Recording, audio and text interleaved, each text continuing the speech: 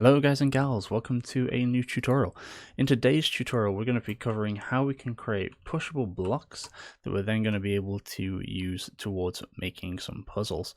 You can see here we can push all these red and green blocks around. We can only push them in a very linear way, which is great for what we're going to be using them for. And if we were to push this back off of the goal plane, it will go back to red instead of green.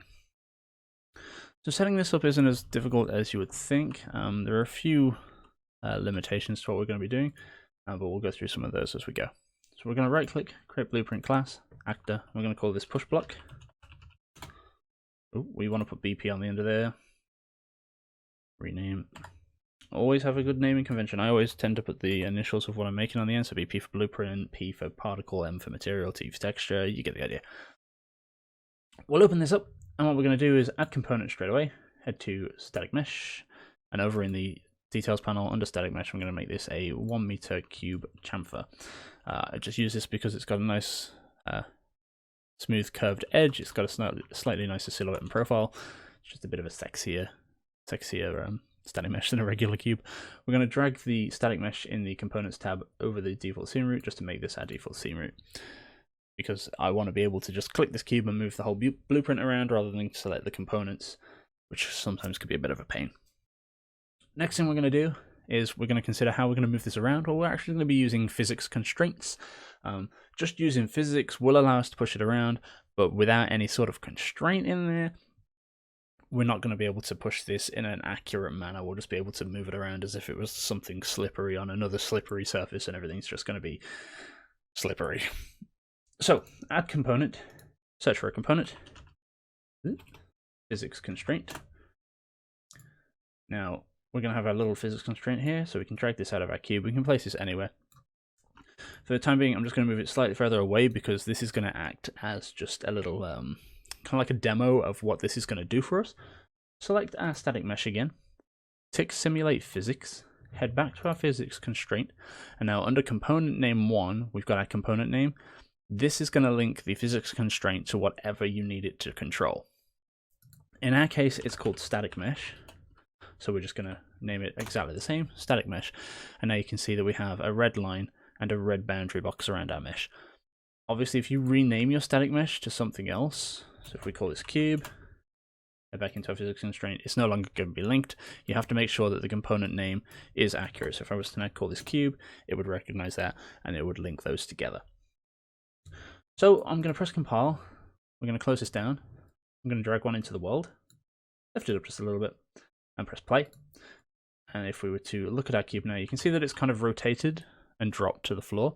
And if we were to run into it, we can just spin it around where our constraint is. This is, of course, not what we want. We don't want to be able to swing this around a singular point. We want to be able to actually push this, well, that's a bit freaky. We want to be able to push this around the floor as if it were a sliding block. So we're going to open our blueprint back up, head to our physics constraint, and down in our details we've got angular limits. This is what's allowing it to swing around our constraint. We're going to set all of these to locked. Next thing we're going to do is just head up a little bit to linear limits, and we want to be able to push this in both the X and the Y directions, so we're going to set X and Y to free. Z motion, we don't want to be able to push in the Z motion. If you want to be able to push things up or push things down, turn that on and you'll be able to. I just want to be able to move things in the X and the Y, so we're going left and right, forward and backwards. We're going to press compile, close that down, press play. Our cube is not going to fall because it's limited on the Z, but now we can push it. Whee! Away it goes. Boink. We can just like force it into some weird bounciness. Now the reason it's bouncing so much is because right now this cube is very light in weight. Oh no, we've jammed him in the corner.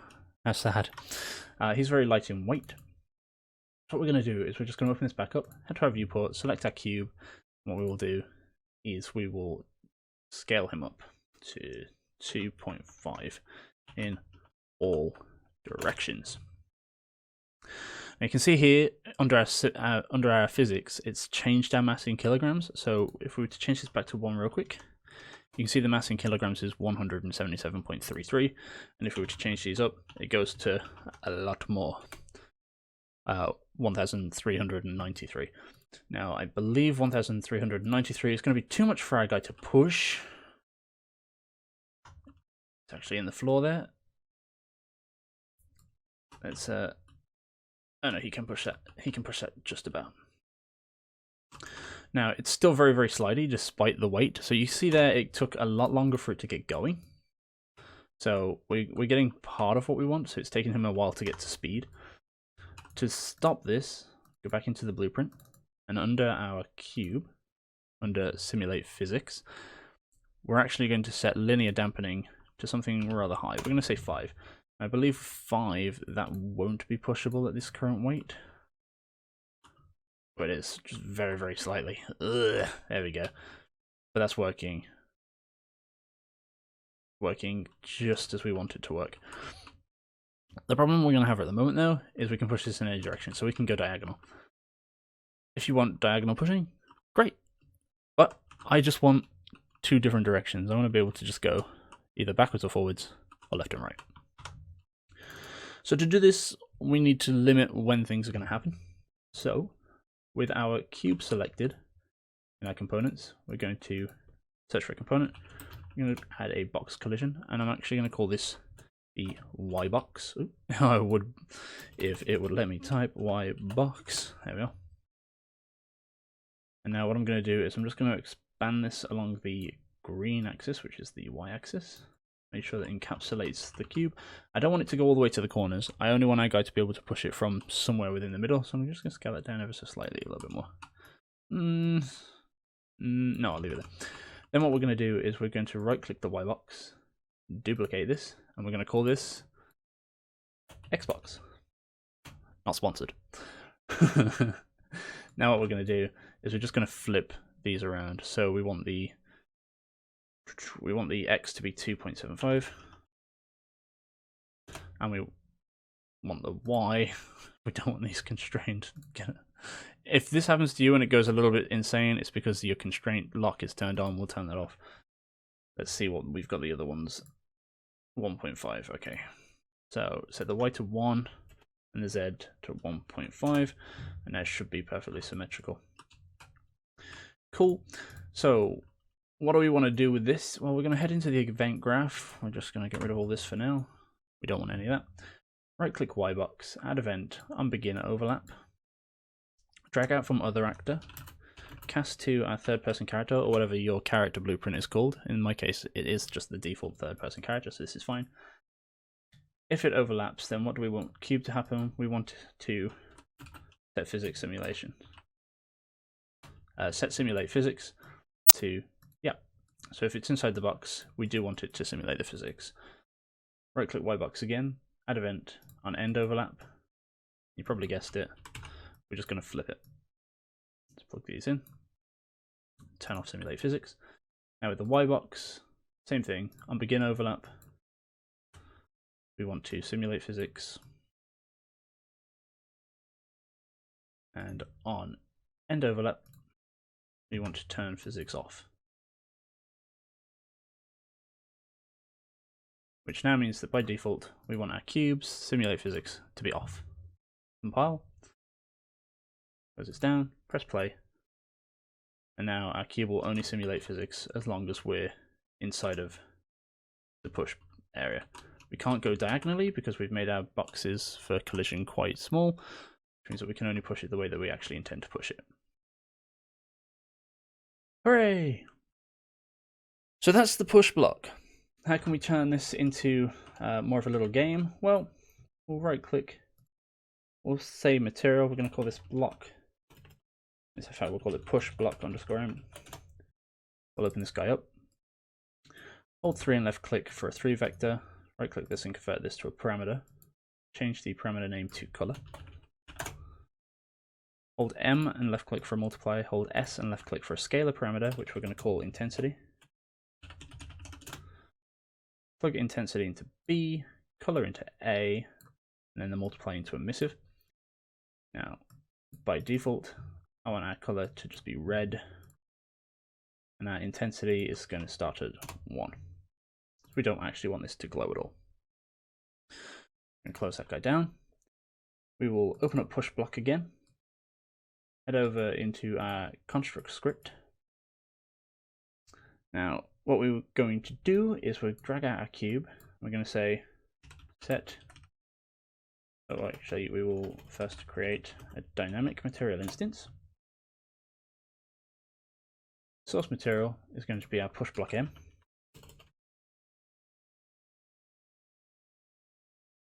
Then from cube, set material. Plug the return value of the dynamic material instance into the material. There we are. Now what we're going to do is we're going to decide which one of our blocks that we're using is going to be the one that's going to win the puzzle, because we want our slidey puzzle to be winnable, right? We want one cube to do a thing and all the other cubes to not do the thing. Otherwise, you're just going to push any cube. So what we're going to need, I don't know what to save.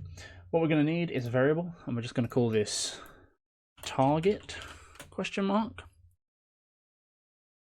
From set material, then we will branch. We will take our target and drag that into the condition.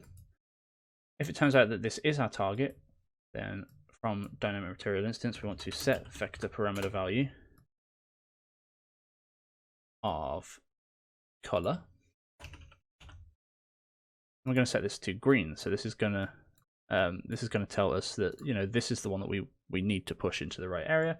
And obviously, if it's false, so it's not our target, we want to do differently and change this to red. Make sure to plug the target into the dynamic material instance. And because we've done this inside of our, just click this little eyeball, make this variable visible. We need it to be visible for what we're doing here. Compile. Close this down. And now you can see that this cube is now red. And if we make another couple, if I select one, over on the right hand side under details, we've got our default here, we've got target ? If we tick this, it should turn green. There we go.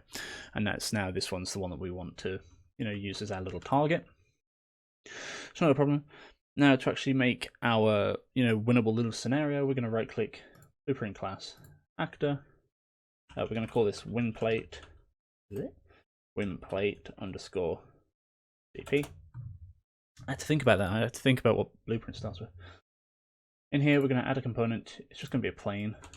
We're going to scale this up a little bit, probably to 3. Although that might be a bit too big for our little cube. Oh no, it's a pretty good size. Pretty good size. So we'll just drag this into a specific spot here just to show it off. Drag it up ever so slightly. Now we're going to open this winplate blueprint back up. And what we're going to do here is some stuff. We're going to do some stuff. Now, we don't want to do anything in the construct script because we know that each plate's only going to have 2 different states. It's either going to be 1 or not 1, so we don't need to do it in the construct script. We're going to do it in the event graph. We're going to do get plane. We're going to right click inside the event graph, begin play. From begin play, create dynamic material instance. Plug this in. We're just going to use the same material as before, so push block M. Come on, push block M. There he is. Boop. Then what we're going to do is we're going to set material of our lovely plane to our push block M. Then what we're going to do is, because this is going to be our little goal, I want this to glow a little bit, so we're going to set our scalar parameter, which was our intensity. I'm going to set this quite high, so 20, so we get quite a nice glow on this. Plug that in. And then we're also going to set our vector parameter, which is our color,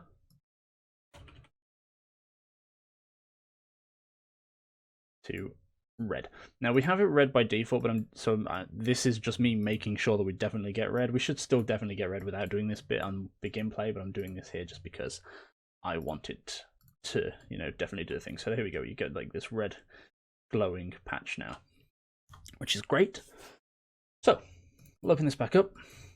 Now, how are we going to determine whether or not the block on top?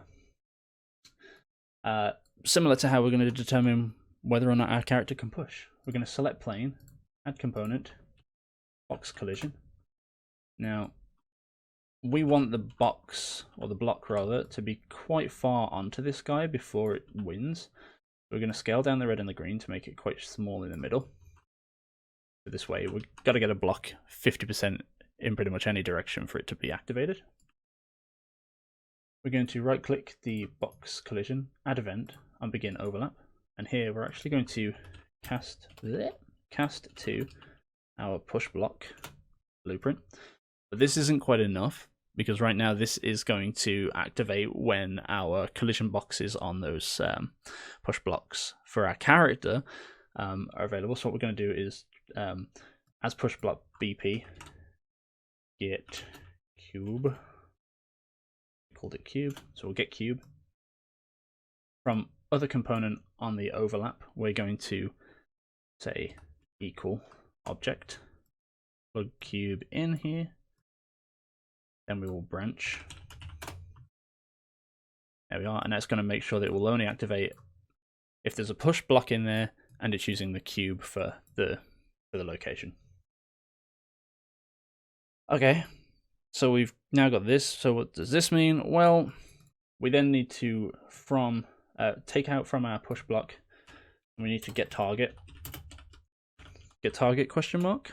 And then we're going to branch again.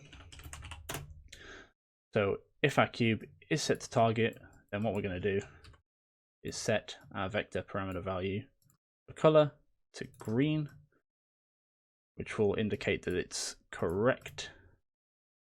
Plug the target up into our dynamic material instance.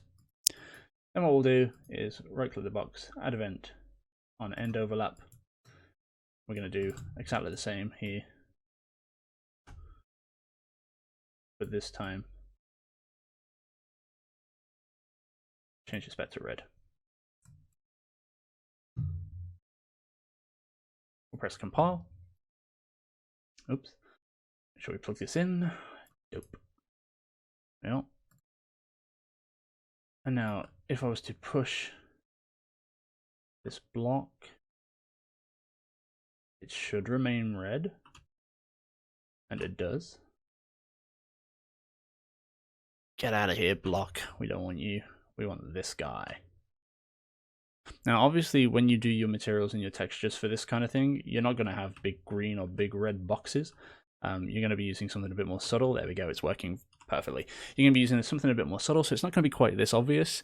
But you can see this is how this mechanic's going to work. It doesn't take long to then just set up an area with some bounds here. You can see that I've just, I've created a limit at the side here, basically just to stop people from pushing blocks in the wrong direction that I don't want to push them. And you can see here that the way we've laid this out, the only way to get this green out is to first push this red to the top, this red then to the side, to then get to the green. So you're going to be able to make quite a few different puzzles with this. You can have multiple different endpoints, obviously, then just plug these endpoints into different blueprints to get your actual, requirements for whatever it is you're using your puzzles for. Hopefully, you guys find that useful. Hopefully it was easy to understand. Thanks for watching, and I'll see you next time. Bye-bye.